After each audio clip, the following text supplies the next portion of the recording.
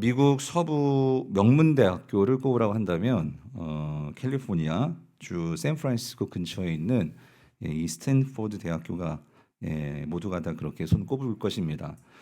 이 스탠포드 대학교는 1876년 캘리포니아 주지사였던 릴런드 스탠포드가 세운 학교입니다.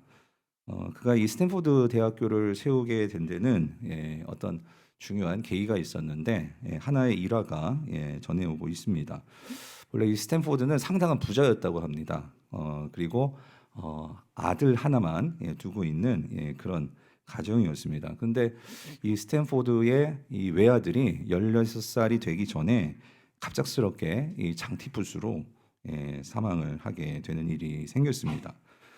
본래 잘생기고 아주 수재였던 그런 아들이 하나밖에 없는 아들이 죽게 되자 이 아버지 스탠포드는 이 극심한 슬픔과 우울에 빠져서 제대로 생활을 할 수 없는 그런 지경에 이르렀습니다. 그래서 슬픔 속에서 매일 밤 제대로 잠도 자지 못하고 그렇게 뜬 눈으로 밤을 새우는 날이 참 많았었는데 하루는 좀 깊이 잠이 드는 그런 때가 있었다고 합니다. 그런데 그 꿈에서 그토록 보고 싶어했던 아들을 만나게 되었는데 이 아들이 그 꿈에서 한마디 전해준 이 말이 이 스탠포드의 이 모든 절망과 슬픔을 이기게 만들었고 그리고 결정적으로 이 스탠포드 대학교를 세우는 그 이유가 되었다고 합니다. 이 꿈에서 아들이 한 이야기가 뭐냐면 이 말이었대요. 아버지, 저는 부활하신 예수님 곁에 있습니다. 저 대신 청년들을 도와주세요라는 이 말이었다고 해요.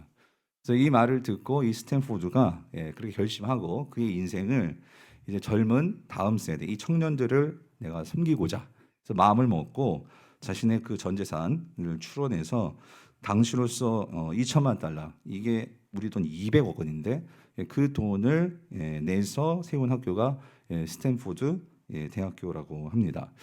제가 이 이야기를 어떤 목사님 설교집에서 읽었어요. 읽고 제가 스탠포드에 대한 역사들을 또 서치를 해봤는데 이 꿈 이야기가 진짜인지 아닌지는 모르겠어요. 근데 한 가지 확실한 건 이건 분명하더라고요. 뭐냐면 이 아들의 죽음이 결정적으로 이 스탠포드의 이 스탠포드 대학교를 세우는 이유가 되었다는 거예요. 사랑하는 성도님들, 오늘 부활주일입니다. 오늘 이 부활주일은 예수님의 그 죽음이 결코 헛된 죽음이 아니었고 이 십자가의 죽음을 통해서 우리가 이 세상의 잣대, 세상의 법칙, 세상의 방식이 우리를 살리는 것이 아니라 예수님이 십자가에서 보여주신 그 사랑, 그 희생, 섬김, 겸손이 진정한 승리임을 우리에게 결정적으로 확증해 주신 그 사건, 그것이 바로 부활입니다. 그래서 오늘 이 부활, 이 예수님의 부활이 우리에게 분명하게 확증해 주는 것을 한 세 가지 정도 말씀드린다면 첫 번째는 예수님의 부활은 이 십자가에 달려 죽으신 그 예수님이 진정 하나님의 아들이었다, 하나님이었다 하는 것을 우리에게 확증해 줍니다. 둘째는 이 예수님이 십자가에서 이루신 그 모든 일이 완전하게 성취되었음을 확증해 주는 것이 예수님의 부활입니다. 셋째로 부활은 저와 여러분들이 이제 예수님이 걸어가신 그 십자가의 길을 따라갈 텐데 그 길이 가장 영광스럽고 가장 설레게 하는 영원한 미래를 보증해 주는 거다. 이것을 확증해 주는 것이 바로 예수님의 부활입니다. 그래서 사도 바울은 이 고린도전서에서 이 부활을 15장 전체에서 말을 하면서 그는 이렇게 우리에게 부활에 대해서 설명합니다. 좀 길지만 같이 한번 읽어볼게요. 17절부터 20절까지 시작.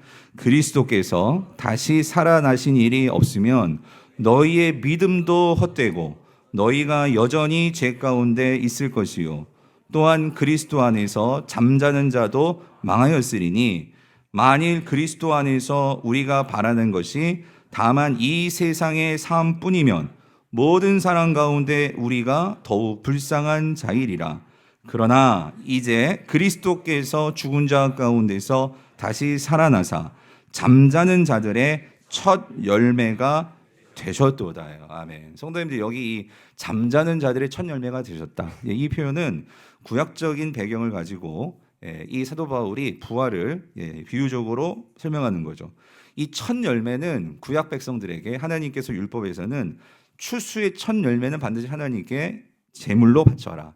첫 열매를 하나님이 주신 그 감사의 마음으로 하나님께 드리는 헌물, 그 제물로 하나님께 바치라고 하였습니다. 그런데 하나님께서 왜 이 첫 수확의 첫 열매를 하나님께 헌물로 제사로 바치라라고 하시냐면, 하나님께서 이 수확을 주셨는데 이 수확이 끝이 아니죠. 이게 첫 수확이잖아요. 앞으로 계속해서 이 수확이 될 것을 믿고, 그리고 이것을 보증해 주시는 하나님께 감사하는 마음으로 전체 수확물에 대한 보장함으로 그 드리는 그 예물이 이 첫 열매였습니다. 그래서 바울은 이것이 무엇을 상징하는 거냐? 예수님이 이 땅에 오셔서 처음 부활의 첫 열매가 되셨습니다.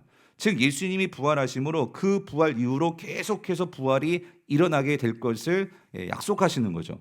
즉 예수님의 부활은 곧 누구의 부활이기도 합니까? 오늘 저와 여러분들의 부활이기도 한 것입니다. 그뿐만이 아니라 예수님의 부활이 어디에서 이루어지셨습니까? 이 땅에서 이루어지셨습니다.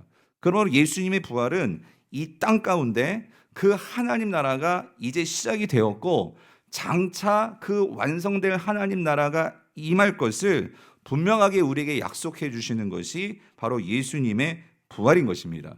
그러므로 예수님께서 이 땅에서는 죽음을 이길 수 있는 것이 아무것도 없습니다. 근데 이 땅에서 예수님께서 부활을 이기심으로 이 땅에서부터 이제 그 하나님 나라가 시작이 되어서 이 부활을 믿는 자들에게는 이전에는 누릴 수 없었던 그 하나님과의 관계에서 누릴 수 있는 축복이 우리가 죽고 나서 그 영원한 하나님 나라에서만 누리는 것이 아니라 그 하나님 나라에서 누릴 그 복이 완전하게 다 이 땅에서 누릴 수는 없지만, 그렇지만 이 땅에서부터 우리가 하나님과의 관계 속에서 하나님의 은혜를 누릴 수 있는 그 길이 열렸다. 이것을 확증해 주시는 것이 바로 예수님의 부활이라는 것입니다. 그러므로 여러분, 이러한 부활에 관해서 작년에 세상을 떠나신 우리 잘 아시는 팀 켈러 목사님이 계시죠. 이분이 그 췌장암으로 결국 암투병을 하시다가 작년에 돌아가셨는데, 작년까지 이 췌장암과 싸우시면서 이분이 마지막 그 쓰신 책이 있어요. 참 의미심장하게 그 책이 부활을 입다예요. 그래서 이 부활을 입다라는 책을 보면 이런 글귀가 나옵니다. 예수님의 부활은 침략이다. 우리를 구원한 사건, 십자가에서 부활로 이어지는 그 사건은 이미 지금부터 성령의 능력으로 그리스도의 삶을 속속들이 재창조한다. 십자가와 부활은 함께 미래의 새로운 창조 세계를 우리의 현재 속에 들여놓는다. 덕분에 우리는 온 세상을 새롭게 하시고 치유하시는 하나님의 전능하신 능력을 지금 이곳에서 누릴 수 있다. 우리는 고난과 죽음과 미래를 두려워한다. 사회적 불안과 격변의 시기에도 두려움을 느낀다. 내 힘으로는 부족해서 그런 모든 두려움에서 맞서지 못할 것이라는 두려움도 있다. 그런데 예수님의 부활은 바로 그 두려움을 물리친다. 그분의 부활은 삶의 모든 상황이 순조로워질 것을 약속하지는 않지만, 무슨 일이 닥치든 우리가 능히 감당할 만한 사람이 될 수 있다는 희망을 우리에게 준다예요. 사랑하는 성도님, 이 책을 읽으면서 더 이 책이 감동이 됐던 건, 이분이 지금 췌장암 속에서 묵상하시면서 글을 썼던 게 주제가 뭐라고요? 부활이라는 거예요. 부활. 그래서 특별히 이 마지막, 제가 읽어드렸던 이 마지막 문구요. 부활은 삶의 모든 상황이 순조로워질 것을 약속하지는 않지만, 이 말이 무슨 말이죠? 내가 지금 췌장암에 걸렸는데 내가 기도하겠죠. 목사님께서 간절히 기도하셨거든요. 그러니까 이 췌장암을 하나님께서 고쳐 주실 수도 있고 안 고쳐 주실 수도 있어요. 부활이, 내가 부활을 믿는다고 해서 부활을 믿는 사람들 그럼 다 이 췌장암이 다 고침 받느냐? 고쳐질 수도 있고 못 고쳐질 수도 있죠. 그래서 이 암만을 생각하면은 두려울 수밖에 없죠. 그리고 너무나 속상할 수 있고 한탄스러울 수 있고. 근데 그 다음 표현에 뭐라고 말씀하시죠? 그럼에도 불구하고 무슨 일이 닥치든 우리가 능히 감당할 만한 사람이 될 수 있다는 희망을 우리에게 준다. 뭐가? 부활이. 그러므로 사랑하는 성도님들, 이거더라고요. 그러니까 우리가 부활을 믿는다는 것은 예수 그리스도의 부활을 나의 삶에 가지고 와서 그 부활을 붙든다는 것은, 그러니까 지금 나의 상황이 어떻게 펼쳐질지 몰라요. 그런데 그것 때문에 사람들은 그 부정적인 것에 사로잡혀서 절망 가운데 빠집니다. 우울 가운데 빠집니다. 한탄 가운데 빠집니다. 여러분, 그거는요 부활을 모르는 사람들이죠. 우리의 이 미래가 분명하게 확실하게 있기 때문에 그 미래가 있기 때문에 오늘 그 미래를 가지고 진짜 부활신앙은 그 미래에 주어질 영광스러운 주님과 함께하는 영생을 현재로 갖고 와서 어떤 상황이든지 그 상황 속에서 우리는 미래를 바라보며 언제를 살아내는 거죠? 미래를 사는 거예요. 현재를 살아갈 수 있는 그 소망을 얻게 된다는 거예요. 그것이 부활신앙입니다. 그러므로 오늘 우리 삶 속에서 이 절망과 이 슬픔과 우울과 두려움, 사실 이게 우리가 이 땅을 살아가면서 매번 겪게 되고 매번 우리를 힘들게 하는 것이 우리의 이 절망과 두려움과 이 한탄과 이 고통과 고뇌 아닙니까? 그런데 오늘 이 예수 그리스도의 부활이 오늘 여러분에게나 오늘 성경 속에 있는 이 사람들에게나 누구나 다 우리가 이 세상 속에서 살면서 겪기 힘든 이겨내기 힘든 이 죽음의 공포 속에서 이 부활이 어떻게 그들을 변화시켰는가, 우리는 오늘 그 내용을 이 본문을 통해서 살펴보려고 하는데, 오늘 우리가 보고 싶어하는 이 마가복음의 이야기는 실질적으로 부활이 일어났던 그날 그 아침 그 자리에 있었던 이 세 여인의 이야기입니다. 이 여인들도 너무나 큰 고통과 아픔과 이 두려움 속에서 예수님의 부활을 맞게 되거든요. 자, 이들이 목격하게 된 부활의 목격자들인 이 여인들이 바로 그때 그 당시 어떤 일이 있었는지 우리가 오늘 본문을 통해서 이 부활을 좀 더 생각해 보려고 합니다. 자, 그래서 오늘 본문으로 돌아가면은요, 오늘 본문에 나오는 여인들은요, 예수님의 부활을 목격한 여인들이기도 하지만 예수님이 십자가에 달려 죽으시는 그 현장에서 예수님을 보았던 여인들이기도 합니다. 이들은 예수님이 그 십자가에 달리셨던 골고다 현장에 있었던 여인들이에요. 그래서 이 여인들은 그 예수님의 처참한 모습을 직접 보았죠. 그리고 그 모습을 보면서 눈물과 슬픔에 완전히 사로잡힌 이 여인들입니다. 그런데 이 여인들이 그것을 보고 안식일을 보내고 이제 예수님의 그 장례를 마치고자 안식일 첫날, 그러니까 오늘이죠. 이 오늘 그 무덤에 갔어요. 어떤 일이 있었느냐? 우리 1절, 2절, 3절을 같이 한번 다시 읽어볼게요. 같이 읽겠습니다. 시작. 안식일이 지남에 막달라 마리아와 야고보의 어머니 마리아와 또 살로메가 가서 예수께 바르기 위하여 향품을 사다 두었다가 안식 후 첫날 매우 일찍이 해 돋을 때에 그 무덤으로 가며 서로 말하되 누가 우리를 위하여 무덤 문에서 돌을 굴려주리오 하더니요. 자, 여기 세 여인이 나와요. 첫 번째, 이 막달라 마리아, 여러분 잘 아시는 막달라 마리아입니다. 야고보의 어머니 마리아. 학자들이 좀 다를 수도 있지만 야고보의 어머니라고 했기 때문에 야고보는 예수님의 동생이죠. 그래서 이분이 바로 예수님의 어머니 마리아. 그 다음 살로메. 살로메는 사도 야고보와 사도 요한의 어머니입니다. 그러니까 이 세 여인이 지금 예수님의 무덤에 찾아가는 거예요. 근데 찾아가는데 왜 찾아가느냐? 그러니까 유대인들의 장례 문화는 이제 그 시신에 대해서 그러니까 향료를 발라줘야 돼요. 근데 이게 안식일이라서 예수님 무덤에 들어갈 때 그 향료를 바르질 못한 거예요. 그러니까 예수님의 이 마지막 이 장례를 잘 치러드리기 위해서 향료를 준비해 놨다가 이제 안식일이 끝나니까 바로 이제 무덤으로 달려간 거죠. 근데 문제가 있었어요. 문제는 3절에 나오지만 이 여인들이 그 예수님 무덤에 찾아가지만, 여러분 이 유대인의 무덤은 동굴을 파고 그 안에 놓고 큰 돌로 막았거든요.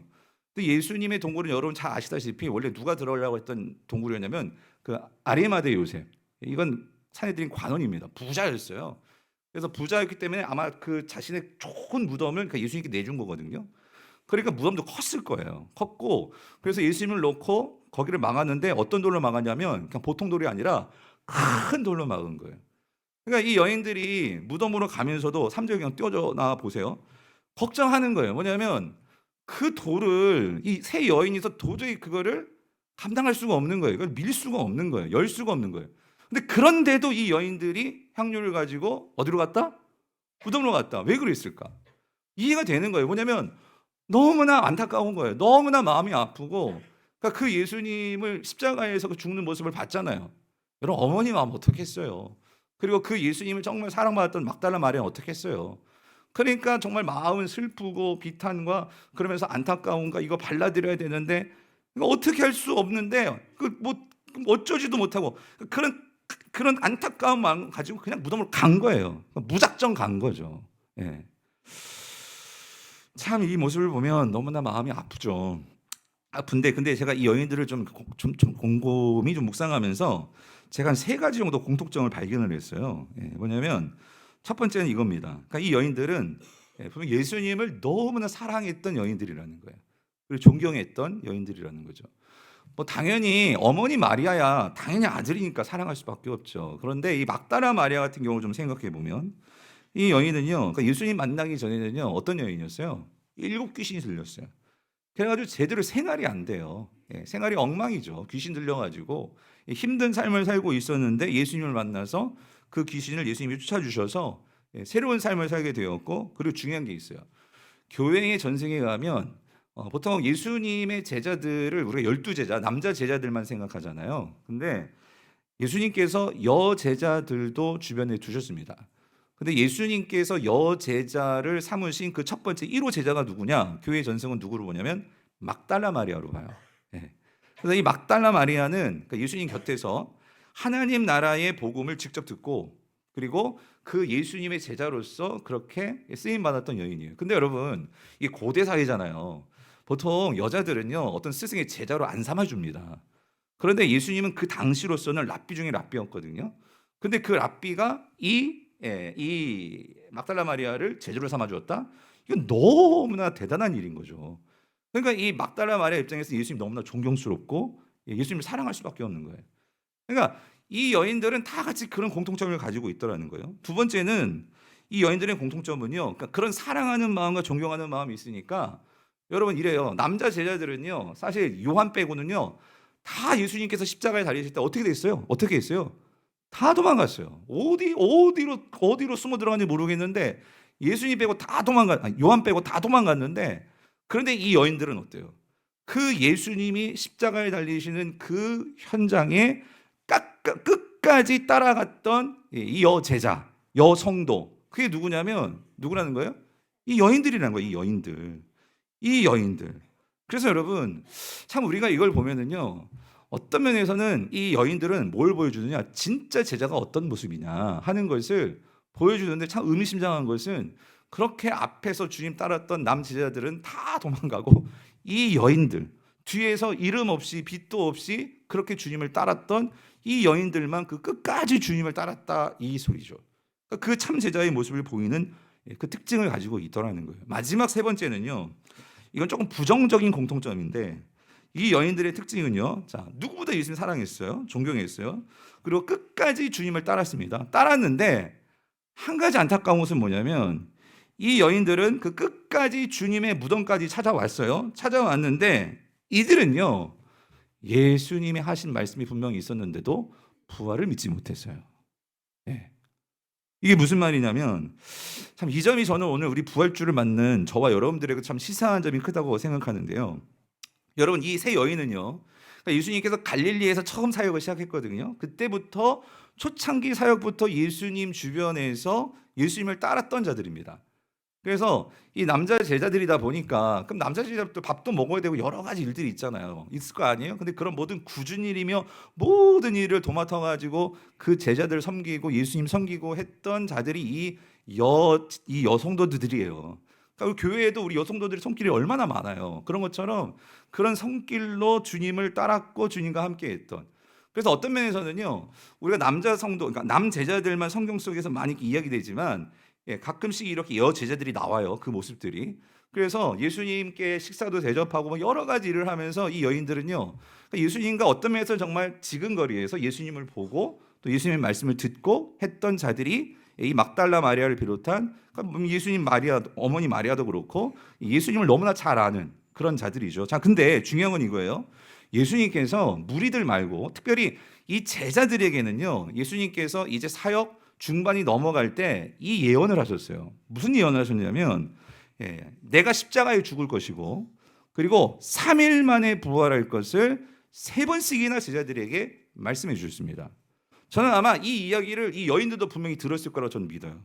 그래서 마가복음만 보더라도 여러분 8장 31절 보세요. 그러면 나옵니다. 인자가 많은 고난을 받고 장로들과 대제사장들과 서기관들에게 버림받아 죽임을 당하고, 자, 며칠 만에, 그러니까 이 사흘을 분명히 말씀하십니다. 죽고 나서 사흘 만에 살아야 할 것은 이제 비로소 그들에게 가르치신 거예요. 이게 예수님 사역은 중반 이후부터입니다. 그리고 나서 9장을 보면 9장에도 9장 31절 이는 제자들을 가르치시며 또 나오죠. 또 인자가 사람들의 손에 넘겨져 죽임을 당하고 죽은 지 며칠 만에 3일 만에 살아나리라는 것을 말씀하셨기 때문이더라요. 마지막 하나 더 마가복음 10장 33절에 34절 여기는 아주 구체적으로 자세하게 누구한테 죽게 되고 이게 다 나와요. 보라 우리가 예루살렘에 올라가노니 인자가 누구요? 대제사장들과 서기관들에게 넘겨짐에 그들이 죽이기로 결의하고 이방인들에게 넘겨주었고 이 이방인들이 누구예요? 로마인들, 빌라도, 로마 군사들 아니겠어요? 34절 그들은 능욕하며 침뱉으며 채찍질하고 죽일 것이나 그는 3일 만에 어떻게 돼요? 3일 만에 살아난다. 그러니까 예수님께서요 생전에 나 십자가에 죽으면 며칠 만에 부활한다고요? 3일 만에. 이거를 가르쳐 주셨어요. 말씀해 주셨어요. 자, 근데 자 보세요. 예수님이 십자가에 달려 죽으셨어요. 그리고 나서 하루 지났고 3일째예요. 그런데 보세요. 남자 제자들은 이 말씀 들었어요? 안 들었어요? 들었어요. 근데 코빼기도 보이지 않았어요. 예수님 무덤에 아무도 나타나지 않았어요. 그런데 누가 나타난 거예요? 이 여제자들, 그러니까 여성도들 이들이 찾아간 거예요. 근데 중요한 건 이거예요. 여기까지는 좋아요. 찾아왔어요. 찾아왔는데 왜 찾아왔어요? 3일 만에 부활하신 예수님 맞이하러 왔어요? 그게 아니고 뭐예요? 그 죽은 시체 뭐 바르러 왔어요? 향유 부으러 왔다 이 소리예요. 여러분. 예수님은 3일 만에 부활하셨는데 그 부활을 믿지 못하니까 여전히 이 말씀을 받고도 이 말씀 다 날아가 버렸겠죠. 기억하지 못하겠죠. 그랬으니까 그랬겠죠. 그 죽음에 사로잡혀서 안타까운 게 뭐냐면 그 무덤까지 나왔는데 그들은 부활을 기대하며 나온 게 아니라 예수님의 죽음에 대해서 그들의 관습대로 향유 부으러 나왔다 그 소리예요. 사랑하는 성도님들, 그러다 보니 그 예수님의 죽음만 생각하고 가니 여러분 그들의 뭐가 사로잡고 있어요? 그들의 마음을 슬픔과 우울과 두려움과 한탄과 여러분 이게 가득 차 있지 않겠어요? 이런 마음으로 찾아갔다는 그 소리예요. 저는 오늘 이 모습, 이 여인들의 모습을 보면서 참 안타까운 것은 뭐냐면요. 그러니까 그렇게 예수님을 존경하고 사랑하지만 말씀드렸지만 정작 부활하신 주님께까지 찾아왔지만 부활을 기대하지도 못하고 그 슬픔과 그 절망에 사로잡혀 있는 이 모습이 어쩌면 오늘 저와 여러분들의 모습은 아닌가, 나의 모습은 아닌가 그런 생각이 드는 거예요. 우리가 지금까지 여러분 몇 번의 부활주의를 보내셨습니까? 우리가 예수 믿고 그 예수님의 이 부활의 메시지를 몇 번이나 들으셨습니까? 우리가 주님 앞에 나와 부활하신 그 주님 앞에 정말로 그 부활을 기뻐하면서 주님께 나왔는데 우리가 부활 소식 들었는데 그 부활의 기쁜 메시지 들었는데 결정적으로 우리도 삶에 들어가서 다시 그 죽음 앞에 서면 쩔쩔매면서 두려워하면서 아파하면서 우울해하면서 그냥 그 죽음을 넘지 못하는 그런 모습이 오늘 이 여인의 모습이나 우리 모습이나 같지 않냐는 거죠. 그러면 성도님들 우리가 돌아봐야 된다 그 소리예요. 우리가 성경을 읽고 주님의 이 약속을 대할 때마다 어떤 말씀을 너무나 쉽게 우리는 아멘 아멘 하는 것 같아요. 너무나 쉽게. 그런데 여러분 우리가 여기서 아멘은 했지만 중요한 것은 내 삶에 지금 가족이 아파요. 내 자녀가 지금 실패했어요. 내가 지금 사업이 정말 이돌딱 망할지 안 망할지 모르겠어요. 내가 이 취업이 될지 안 될지 모르겠어요. 내 병이 나을지 안 나을지 모르겠어요. 정말 이러한 우리의 삶의 이 죽음의 이 공포가 우리를 정말 초묘하게 우리에게 밀려오는 이때에 우리가 정말로 부활의 메시지를 지고 아멘은 했지만 어쩌면 이 여인들처럼 향유 들고 가가지고 그 죽음 앞에서 그냥 한탄하다 끝나버리는 우리의 이러한 부활 신앙이 되는 것은 아닌가. 사랑하는 성도님들 여러분 어떠세요? 이 부활 신앙이 있으십니까? 저도 목사지만 이런 좋은 팀켈러 목사님 같은 분을 보면서 그런 소망을 해요. 하나님 나도 이런 목사님들처럼 되게 해주세요. 정말 자신이 그 췌장암으로 죽어가는 그러한 이 죽음의 공포가 내게 몰려오는 그런 순간에 마지막으로 부활을 묵상하면서 성도들에게 부활을 입으라 라는 이러한 메시지의 책을 쓰시면서 내가 지금 살지 죽을지 몰라요.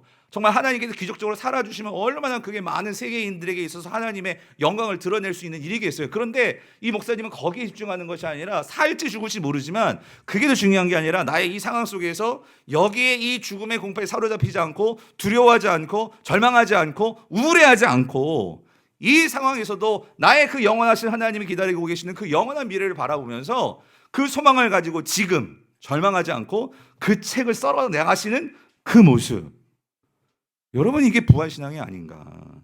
예. 그래서 여러분 우리가 정말 이 부활절을 맞이하면서 또 한 번의 부활절을 맞이하면서 여러분 이거 점검해 보셔야 돼요. 내가 진짜 부활신앙이 있는가 없는가. 그거는요, 성도가 내 삶에서 이 들이닥친 고난, 아픔, 절망, 이거를 우리가 어떤 식으로 대하느냐를 보면 그 성도가 이 부활신앙이 있는가 없는가 우리가 그걸 알 수 있다는 거예요. 부활은 분명한 것은 우리 성도들에게는 십자가를 넘어 이 십자가가 정말 생명인 것을 확증케 해주는 그 신앙은 어디서 나오는 거예요? 부활에서 나온다 그 소리예요. 부활에서. 그래서 여러분 이 부활신앙을 가지고 살았던 대표적인 신앙의 인물을 꼽으라면 여러분 누구 꼽으시겠어요? 예, 바울이죠. 예, 사도 바울. 그러니까 이 사도 바울이 그가 감옥에 갇혀가지고 이제 죽음을 앞두고 사형수로서 죽음을 정말 바라보고 있는 상황 속에서 쓴 우리 옥중 서신들이 있잖아요. 근데 그 옥중 서신인데 그럼 바로 그 사형수로서 바로 내일 죽을지도 모르는 상황 속에서도 바울이 기쁨을 노래했던 그 서신이 뭐예요? 이 빌립보서잖아요. 빌립보서. 그래서 빌립보서 여러분 3장 10절을 보면 그 기쁨의 근원이 뭔가를 알 수 있는데 우리 빌립보서 3장 10절 같이 읽어볼게요. 시작. 내가 그리스도와 그 부활의 권능과 그 고난의 참여함을 알고자 하여 그의 죽으심을 본받아요. 여기서 그의 죽으심을 본받아는 우리가 지난 고난 주간 동안 계속 들었던 예수님의 십자가입니다. 그 십자가의 길에 선다. 십자가 위에 올라간다. 십자가를 따른다. 이게 그리스도의 죽으심을 본받아요. 근데 여러분 이거예요. 그리스도의 죽으심을 본받기 위해서는 여러분 이게 그냥 되냐고요. 여러분 아무런 소망도 없이 아무런 이유도 없이 그 고난을 이겨낼 수 있으시겠어요? 그 고통을 내가 온전히 받고 그 고난을 막 낑낑대면서 그 고난을 우리가 고행하는 것도 아니고 도 닦는 것도 아니고 우리가 그거를 고행을 그렇게 할 수 있겠냐 말이에요. 바울도 그럴 수 없었을 거예요. 그래서 바울이 뭐라고 하냐면 그의 죽으심을 본받는데 그리고 그 고난에 내가 참여하는데 그렇게 되기 위해서는 내게 뭐가 필요하느냐? 자, 뭐를 알기를 원한대요? 내가 그리스도와 뭐예요? 그 부활의 권능이라는 거예요. 권능. 이 부활의 권능을 어떻게 한다고? 알고자 하여서 내가 지금 당하는 고난 속에서도 고난을 묵상하는 것이 아니라 예수 그리스도가 그 십자가를 통과해서 부활로 나아갔듯이 내가 이 고난은 여러분 이 고난이 결과가 아니에요. 우리는 이 고난을 결과로 대하니까 내 인생 망했어. 나 버림받았어. 나 끝장이야.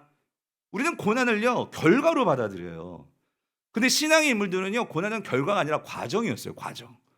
고난은 그 하나님이 주시는 이 부활의 영광과 권능을 내가 경험할 수 있게 만드는 과정이에요. 과정. 그래서 바울은 이 부활의 권능을 내가 알고 싶다. 이거를 갖고 싶다. 이걸 말하는 거죠. 여러분 엄밀히 부활은 조직신학적으로 저와 여러분의 부활은 미래적인 사건입니다. 예수님이 재림하시는 날 우리는 그때 부활합니다. 그런데 바울은 그 부활의 권능을 미래에 알고 싶다는 거예요? 언제 알고 싶다는 거예요? 지금! 지금 알고 싶다는 거예요. 지금 내가 깨닫고 그 부활의 권능을 갖고 싶다는 거죠. 그럼 무슨 말이냐면 우리에게 주어진 미래에 그 부활이 있어요. 근데 그 부활이 있기 때문에 그것이 확실하기 때문에 내가 지금 여기서 겪는 이 고난, 고통, 아픔, 두려움, 실패 이 모든 것 속에서도 예수 그리스도의 통치를 받으며 이게 하나님 나라잖아요. 이미 시작된 하나님 나라. 내가 이 땅에서 이 세상에 사로잡혀서 세상의 통치를 받는 자들이 아니라 이 부활의 권능의 주요 왕이신 그 주님의 통치를 받으며 그 주님과 함께 소망으로 나아가는 이 부활의 권능을 내가 누리고 싶다. 내가 알고 싶다. 여러분 이게 바울의 기도였다 그 소리예요. 사랑하는 성도님들, 저는 오늘 여러분들의 각가지 고난들을 알고 있습니다. 여러분들 그 각가지 상황 속에서요 정말 담임 목사로 기도하는 것은 정말 여러분들의 가정에 있는 그 고난을 바라보면 저도 막 너무 힘들 때가 많아요. 왜? 해결되지가 않으니까. 그런데 그러면서도 여러분들에게 담대하게 말할 수 있고 이 자리를 빌어서 권면드릴 수 있는 것은 기뻐하라고 말할 수 있는 것은 평강을 가지라고 말할 수 있는 것은 이 약속이 있기 때문이에요. 뭐냐면 오늘 그 부활의 권능이 우리가 우리 현실의 이 고난을 참여할 뿐만 아니라 그것을 지나갈 수 있는 힘을 준다는 거 여러분 꼭 믿으시기를 바랍니다. 그래서 우리가 이 부활의 권능을 알아야 된다 그 소리입니다. 부활의 권능으로 살아가야 된다 그 소리입니다. 그래서 여러분 오늘 본문은요 참 귀한 게 뭐냐면 이 여인들의 이야기가요. 그러니까 부활의 메시지를 들었지만 그 부활이 제대로 작동하지 못했어요. 근데 결국 오늘 본문의 중요한 키는요 단지 예수님 부활하셨다만이 아니라 이 마가는요 예수님이 부활하신 것은 역사적인 사실이고 기정사실이고 예언의 성취예요. 근데 그 사실을 어떻게 이 주님을 사랑했던 이 여자 성도들이 정말 자신의 삶의 부활의 이야기로 부활의 권능으로 가지고 오느냐 이거를 보여주는 이야기예요. 그래서 여러분 오늘 보십시오. 오늘 이 여인들이 그 무덤까지 갔어요. 가가지고 돌을 어떻게 움직이지? 그러면서 그래서 무작정 무대뽀로 무대책으로 그냥 간 거예요. 갔는데 놀라 자빠질 일이 벌어졌어요. 뭐냐면 자 4절 보세요. 뭐가 옮겨졌느냐? 4절 같이 읽어볼게요. 시작. 눈을 들어본즉 벌써 돌이 굴러져 있는데 그 돌이 어때요? 그러니까 이거는 그 여인들만으로도 될 일이 아니고 이건 엄청 커가지고요. 이게 뭐 제자들 한두 명 가지고도 될 일이 아니란 말이에요. 남자들. 근데 이게 옮겨져 있는 거예요. 근데 벌써 옮겨져 있는 거예요. 질문. 여러분 이 돌 누가 옮기신 거예요? 누가 옮기셨어요? 왜 이렇게 자신이 없으세요 이거? 하나님 옮기셨어요. 예, 그죠? 이거 여러분 이건 하나님께서 이런 것 같아요. 근데 질문.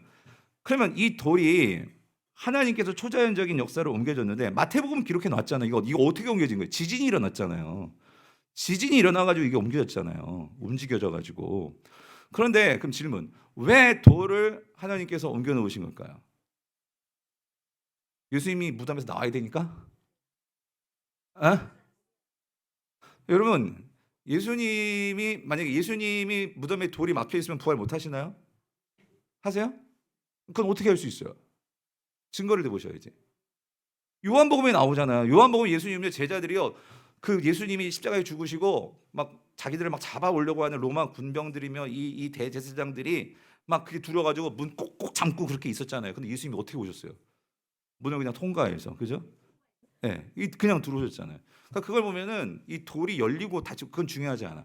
근데 예수님이, 그러니까 하나님이 근데 여기선 돌이 열어놓는 게 중요해요. 누구 때문에 이랬을까? 예? 이 여인들이요, 여인들. 이 여인들에게 이제 뭘 가르쳐 주려고? 이 부활 신앙이 뭔지를 가르쳐 주시려고 하나님께서 이 돌을 친히 옮겨 놓으셨더라고요. 그래가지고 이제 이 여인들이 돌이 옮겨 놀래잖아요. 그래가지고 어떻게 하면 이 무덤으로 들어가는 거죠. 무덤에 들어갔어요. 여러분 인생에서요 여기서도 우리가 한 가지 또 묵상할 수 있는 게 뭐냐면 여러분 돌이 있잖아요. 돌.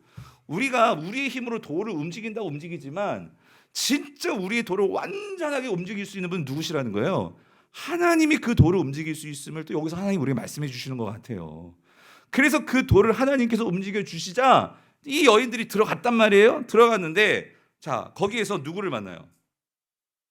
자 5절 읽어볼게요. 5절 시작. 무덤에 들어가서 흰옷을 입은 한 청년이 우편에 앉아있는 것을 보고 놀라매요. 여러분 이 흰옷 입은 한 청년 누구예요? 이 천사란 말이에요. 예수님이 아니에요, 여러분. 천사입니다. 천사예요. 예, 뒤에 나와요. 흰옷 입었대. 그래서 저도 흰옷 입었어요, 여러분. 예, 전 천사가 아니라 예수님의 부활을 좀 여러분들에게 인식시켜 드리려고. 자, 흰옷 입은 천사가 거기 우편에 앉아 있는 거예요. 자, 앉아 있는데 중요한 건 이거예요. 그걸 봤죠. 이 여인들이 봤어요. 근데 이 여인들의 반응이 뭐예요? 놀람이에요. 놀람이에요. 근데 뭐에 놀란 것일까를 우리가 알아야 돼요. 여기서 이 놀라다라는 게요, 여러분. 영어에도 뭐 어메이징도 있고 서프라이징도 있고 여러 가지 단어들이 있는 것처럼 헬라어도요. 여기서 놀라다는 것은 우와 막 이렇게 놀라는 거 아니고요. 여기서 놀라는 건요.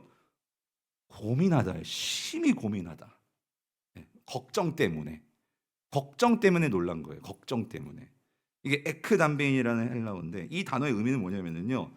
여러분 보세요. 무덤이 열려져 버렸어요. 그죠? 들어갔더니 흰옷 입은 한 청년, 천사가 있는 거예요. 그랬으면 여러분 잘 생각해 보세요. 이 여인들이 정말 부활을 믿고 찾아갔다면 무덤문 열려져 있어요. 천사 만났어요. 그럼 뭘 생각해야 돼? 예수님이 뭐야? 부활하셨구나. 이걸 생각해야 되잖아요. 근데 이 여인들은 그 부활의 생각이 있어요, 없어요?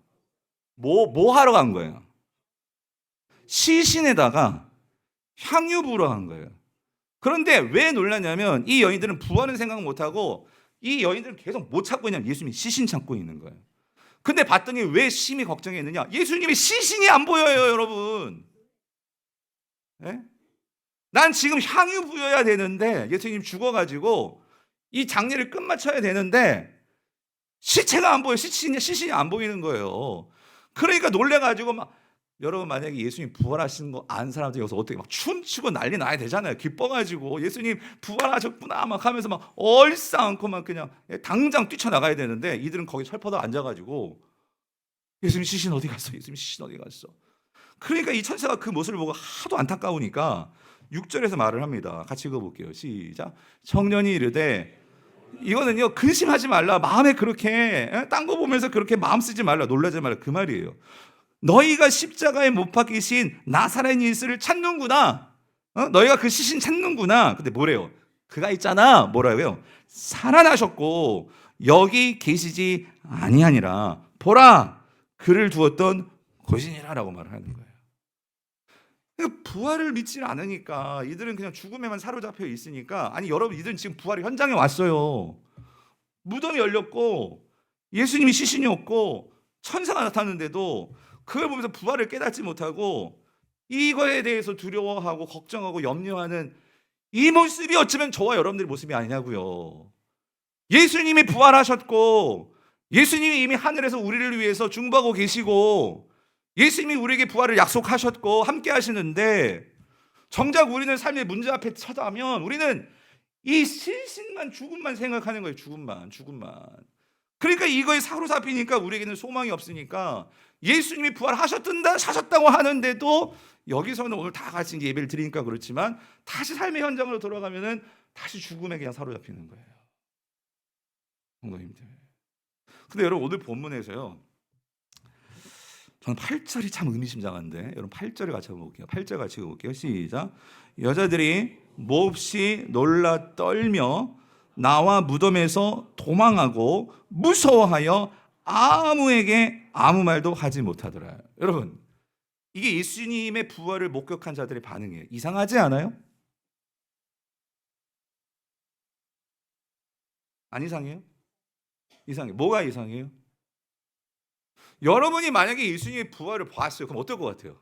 당장 어디로 가겠어요? 우리 김집사, 박집사, 김장로님, 이장로님 저한테 와가지고 목사님 예수님 부활하셨어요. 막 여기 동네 방네 막 다니면서 막 부활을 알리고 기뻐하고 막 떡잔치하고 막 해야 되는 거 아니에요? 근데 여기서 이 여자들의 부활을 보고 뭐 놀란 건 이해돼요. 떠는 것도 어떤 하나님의 그 영광스러움이 떠는지도 모르겠어요. 근데 저는 무서워해요. 여러분 무서워했대요. 왜 무서워했을까? 뭐가 무서웠을까? 예수님 부활했는데. 여러분 근데 더 놀라운 게 뭐냐면요. 여러분 마가복음의 맨 마지막 끝나는 절은요 8절입니다. 원래 마가는 8절까지만 썼어요. 그럼 9절부터는 뭐냐? 학자들은 다 같이 일치적으로 이거는 자유주의 신학자나 보수적인 신학자나 누구나 똑같이 인정해요. 그래서 여러분 8절 뒤에 9절이 시작되는데 9절 보시면은요 거기 뭐가 있어요? 가로가 있습니다. 잘 보시면 제가 노란색 칠해왔죠. 여러분 성경책도 보시면 가로가 9절부터 어디까지 쳐 있냐면 20절까지 가로로 되어 있어요. 맞죠? 네, 맞다고 좀 해줘보세요. 맞죠? 그게 왜 그러냐면 9절부터 20절까지는요 이게 마가복음의 끝이 너무 이상한 거예요. 무슨 말이냐면 아니 예수님이 부활을 했는데 그 제자들이 여자 제자들이 너무 기뻐가지고 다 같이 밖으로 나가서 할렐루야 찬양하며 주 예수 사셨다 하면서 찬양하며 경배하며 뭐 그렇게 끝나야 될 것 같은데 마가복음은요 무서워했다, 두려워했다, 떨었다. 마가복음 이렇게 끝나는 거예요. 이상하지 않으세요? 그래서 제가 이걸 갖고 제가 석사 때 논문 이걸 쓴 거예요. 왜 마가복음을 이렇게 끝냈을까? 근데 여러분 저는 마가에 아주 이 목회적인 관점이 이 마가복음에 듬뿍 담겨 있다고 생각이 들어요. 이게 무슨 말이냐면 지금 마가는요 그러니까 부활을 목격한 여인들 목격자들의 이야기예요. 근데 실질적으로 중요한 건 이거예요. 과연 우리가 부활을 목격했어요? 목격했다고 그게 과연 우리의 신앙생활 속에서 우리의 신앙의 부활의 신앙으로 다 나타나겠느냐 이 소리예요. 무슨 말이냐면 여러분, 우리가 어떤 현상을 봐요. 어떤 우리 신앙의 놀라운 광경을 봤어요. 봤다고 그것이 여러분의 신앙을 완전하게 만들어 줍니까? 이스라엘 백성들이요, 홍해가 갈라지는 걸 봤어요. 그걸 보고 광야에 들어갔어요. 근데 그들이 하나님 배반하지 않았나요? 마가는요, 우리에게 이걸 던지는 거예요. 그래서 이게 열린 결말이에요. 열린 결말. 뭐냐면 이렇게 이 여인들을 보고 우리는 궁금해지는 거예요. 그럼 도대체 이 여인들은 어떻게 되었을까? 무슨 말인지 이해되세요? 그래서 교회가요, 초대교회의 이 교회 지도자들이 마가복음에 이제 9절부터 10절을 갖다 붙여놓은 거예요. 그 뒤에 막다라 마리아가 어떻게 됐고 그 뒤에 제자들이 어떻게 됐는지 이게 궁금하니까. 왜냐하면 모든 사람들은 다 해피엔딩을 원하잖아요. 우리가 무슨 드라마 같은 거 보면은 이상하게 끝내면 기분 나쁘죠. 예? 꼭 주인공하고 꼭 여주인공은 같이 행복하게 살아야 돼. 예? 그러니까 이게 지금 열린 결말로 끝났는데 이 초대교회는요, 그들의 그 뒷이야기를 붙여놓은 게 이제 우리가 완성된 마가복음이란 말이에요. 근데 여러분, 자 보십시오. 우리도 궁금해요. 막달라 마리아, 특별히 예를 들어서 막달라 마리아가 그렇게 예수님을 사랑했고 그렇게 예수님에 헌신했고 그리고 그 예수님의 끝까지 따라왔던 여제자 막달라 마리아 어떻게 되었을까? 그래서 오늘 보면 9절 10절이 그걸 보여줍니다. 어떻게 보여주냐? 그 뒷이야기가 이런 거예요. 같이 읽어볼게요. 시작. 예수께서 안식 후 첫날 이른 아침에 살아나신 후 전에 7 귀신을 쫓아내어 주신 막달라 마리아에게 먼저 보이시니, 자 보세요. 이거 아까 우리가 보았던 내용이잖아요. 자, 그렇게 보았는데 이 막달라 마리아도 마지막은 두려워가지고 떨면서 무서워하면서 그냥 도망쳐 버렸어요. 아무 말도 안 하고 있었어요. 근데 어떻게 되었을까? 10절입니다. 같이 읽어볼게요. 시작. 마리아가 가서 예수와 함께하던 사람들이 슬퍼하며 울고 있는 중에 이 일을 어떻게 했다? 알리는 거예요. 예수님이 죽으신 거 가지고 부활을 기억하지 못하고 슬피 울며 그렇게 있는 제자들 향해서 찾아가가지고 예수님 어떻게 되었다고요? 부활하셨어요. 왜 슬퍼하는 거예요? 왜 걱정하는 거예요? 왜 두려워하는 거예요? 마리아는요, 부활의 증인으로서 변화되었다, 그 소리예요. 그럼 질문, 우리 이 질문 해야 돼요. 어떻게 마리아가 갑자기 이렇게 변할 수 있었을까? 그 변화된 이유는 무엇일까? 뭘까요? 그래서 여러분, 성경 통독이 왜 중요하냐면 이런 것들이 복음서 안에 곳곳에 이렇게 흩어져 있어요. 이 이유는, 막달라 마리아가 변한 이유는 누가가 밝혀줍니다. 누가복음 여러분 24장 7절부터 9절 보면 이 여인들이 변화된 이야기를 말해주는데 거기 보면 이렇게 나와 있어요. 7절부터 볼게요. 이르시기를 인자가 죄인의 손에 넘겨져 십자가에 못 박히고 제3일에 다시 살아나야 하리라 하셨느니라 한데, 이건 예수님이 하셨던 말씀이죠. 3번씩이나 반복했던 말씀이죠. 이거를 잡으세요. 그들 속에 막달라 마리아가 들어가 있어요. 그들이 예수의 말씀을 뭐하고? 이게 중요해요, 여러분. 그 말씀을 어떻게 해요? 기억하고, 그 다음 9절, 무덤에서 돌아가 이 모든 것을 11사도와 다른 모든 이에게 뭐예요? 알리니에요. 사랑하는 성도님들, 어떻게 막달라 마리아가 변화될 수 있었을까? 여러분, 그 변화된 이유는 뭐예요? 이겁니다. 여러분, 그가 돌이 옮겨진 놀라운 장면을 목격했어요. 예수님 무덤 속에 들어가가지고 시신이 없는 것도 봤어요. 천사가 말해주는 것도 들었어요. 그러나 처음에는 이게 뭔지 몰랐어요. 눈으로 봤지만 그게 마음까지 와 닿지 않았어요. 확신이 없었어요. 그런데 집에 돌아가서 처음에는 두려웠죠. 이게 무슨 일이야? 어떤 일이야? 그런데 곰곰이 기도하면서 저는 그렇게 생각해요. 기도하면서 생각했을 것 같아요. 근데 생각이 난 거예요. 맞아, 예수님이 우리에게 3번씩이나 그 죽으시고 3일 만에 부활하시는 것을 우리에게 그때 미리 말씀해 주셨지. 그 밥 먹으면서 예수님께서 나에게 그 말씀을 해 주셨지. 마리아야, 나 살아날 거야. 너 들어오면 안 돼. 나 반드시 살아날 거야. 이 말씀을 8절 뭐하고? 기억하고요. 사랑하는 성도님들, 우리 신앙생활 속에서요, 우리의 어떤 변화가 일어나기까지는 시간이 걸려요. 예수님 오늘 이 부활 메시지 들었다고 여러분의 삶에서 내가 암병 걸렸는데 뭐 두려움이 사라지고 그러지 않아요. 여러분이 정말로 이 말씀을 듣고 이 말씀을 가지고 여러분의 지금까지 삶 속에서 하나님께서 나를 어떻게 인도하셨는지, 그리고 이 말씀이 그냥 말씀이 아니라 나를 향한 그 약속의 말씀이다. 끝까지 나를 놓지 않고 너의 그 죽음 넘어서까지 영원한 삶까지 내가 책임질 거야 하는 이 말씀이 나의 삶과 말씀이 연합하는 이 영적인 이 화학적인 내 심령 가운데서 있어서 그것이 착상돼야지만 여러분 거기서 불이 붙는 거예요. 불이 붙어서 그 불이 나의 삶을 움직이는 원동력이 되는 거예요. 힘이 되는 거예요. 마리아에게 그 일이 벌어진 거예요. 제자들에게도 마찬가지예요. 그 일이 벌어졌을 때 그는 놀라운 변화의 사람들, 부활의 증인들이 되었던 거예요. 한 가지 이야기를 해드리고 설교를 마치겠습니다. 미국에 조니와 친구들이라는 국제 장애인 이 센터가 있어요.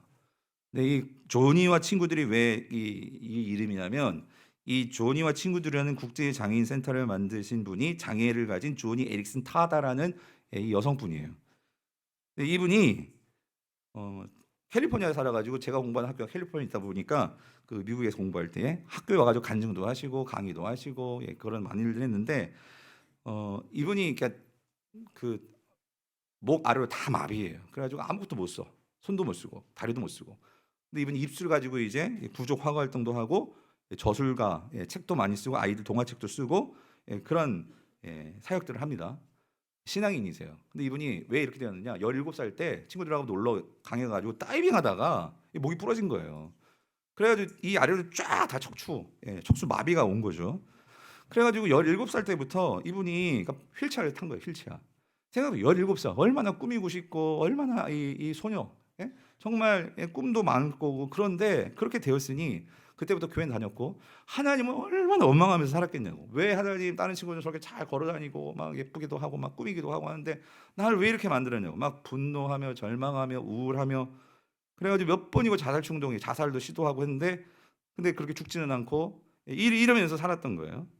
근데 그러던 중에 어떤 분에 의해서 계기로 이 성경 하나님 말씀을 읽기 시작한 거예요. 읽었는데 자 읽고 나서 말씀을 기억하고 믿으면서 이분의 삶에 서서히 변화가 일어나는데 한 번은 이분이 어떤 청소년 집회에 갔어요. 청소년 때 그렇게 말씀을 읽고 그렇게 갔는데 거기 강사 목사님 아마 수련했던 것 같아요. 수련 때 그런 거 많이 하잖아요. 야 얘들아, 너 정말 하나님께서 너희들을 위해서 예수님을 보내셨고 너희들의 죄를 위해서 십자가에서 달려 죽게 하셨고 그러니까 우리가 정말 그 주님을 믿어야지만 영생할 수 있고 그래서 너가 정말 주님을 사랑한다면 이 자리에서 무릎 꿇어 하면서 아주 도전적인 말씀을 전한 것 같아요. 그러니까 거기 왔던 수백 명의 그 애들이요 정말 막 무릎을 꿇고 막 눈물을 흘리면서 기도하기 시작한 거예요. 근데 이 타다는 어떻게 하겠어요? 휠체어에 앉아가지고 나도 무릎 꿇고 싶으면 꿇을 수 있어요? 없잖아요. 그 모습을 본 거예요. 그 모습을 보면서 하염없이 눈물이 나왔대. 왜 그랬을까요? 많은 사람들은 부러워서 그렇겠지. 그게 아니라 여기서요 놀라운 걸 봤어요. 이 타다가요 그 수백 명의 자기 또래 친구들이 그렇게 무릎 꿇고 하나님께 막 엉엉 울면서 기도하고 찬양하고 하는 걸 보면서 뭐가 보이냐면 그 모습이 너무나 아름답게 보이는 거예요. 그 모습이 너무나 아름답게 보이면서 자기 머리에 이렇게 스치고 지나가는 한 장면이 있었대요. 그게 뭐냐면 요한계시록 4장 5장 나오는 그 마지막 날 저 천국에서 그 하나님 보좌 앞에서 수많은 백성들이 종려가무지를 들고 일어서서 존귀하신 주님, 보좌에 앉으신 주님, 그 어린 양께 경배와 찬양 올려드립니다. 찬양하는 모습이 떠오르면서 어떤 게 보여졌냐면 그때는 나도 그 요한계시록에서 주님이 보여주신 것처럼 이 휠체어에서 일어나서 그 주님을 찬양하며 경배할 수 있는 날이 오겠구나 하는 이 모습이 스쳐 지나가면서 눈물이 나더라는 거예요. 눈물이. 그래서 이런 마음을 담아서 이분이 쓴 책이 있는데 이건 동화책으로 나왔어요. 애들. 예수님은 우리를 천국으로 초대하세요 라는 책도 있는데 이게 동화책이에요. 여기 어떤 내용이냐면 이렇게 말씀하세요. 지금은 손가락이 뒤틀리고 근육은 위축되고 무릎은 비틀어지고 어깨 아래로 아무런 감각도 없지만 언젠가 밝고 가벼운 새 몸을 갖고 강력하고도 눈부신 의의 옷을 입게 되리라. 나처럼 척수를 다친 사람에게 부활이 어떤 소망을 주는지 상상이 가는가? 여러분 상상이 가세요? 우린 두 다리 멀쩡해가지고 앉고 서고 마음대로 할 수 있고 움직일 수 있고 한데 이 척수가 마비되어 지금 움직이고 싶어도 움직이지 못하는데 그 마지막 날에 내가 정말로 다시 내 힘으로 일어서서 주님을 찬양할 수 있는 날이 나에게 온다. 이 소망을 갖는 사람에게 이것이 현재 그날을 바라보면서 끝까지 견딜 수 있는 그 힘을 준다는 것을 당신들은 상상이나 할 수 있겠는가? 말하고 있는 거예요. 사랑하는 성도님들, 이것이 부활신앙이에요. 우리가 앞으로 장차 그 영광스러움을 그때만 바라보고 사는 것이 아니라 그 소망이기 때문에 지금 나의 현장에서, 그래서 불구가 되었지만 사람들 쫓아다니면서 복음을 증거하고 아이들에게 동화책을 써줘서 그 주님을 만나게 하고, 여러분 이게 뭐죠? 부활을 사는 거죠. 나의 삶 속에서 부활을 살아내는 거죠. 그럴 때 우리에게 주어진 축복이 뭡니까? 그 살아계신 주님이 나와 함께 동행하시며 오늘 이 땅에서부터 영광에서 영광으로 이르게 하시는 그 주님의 그 나와 함께 하심이 부활의 권능으로 나타나게 되는 거죠. 바라기는 오늘 여러분의 현재의 삶 속에서 참 고통당하고 가슴 아프고 절망스럽고 정말 힘든 삶을 살아가 계신 우리 성도님들, 오늘 이 부활의 권능을 여러분도 누리시고 맛보셔서 오늘 삶 속에서 일어나시는 은혜, 살아가시는 은혜, 살아낼 수 있는 은혜 있게 되기를 주님으로 축원드립니다.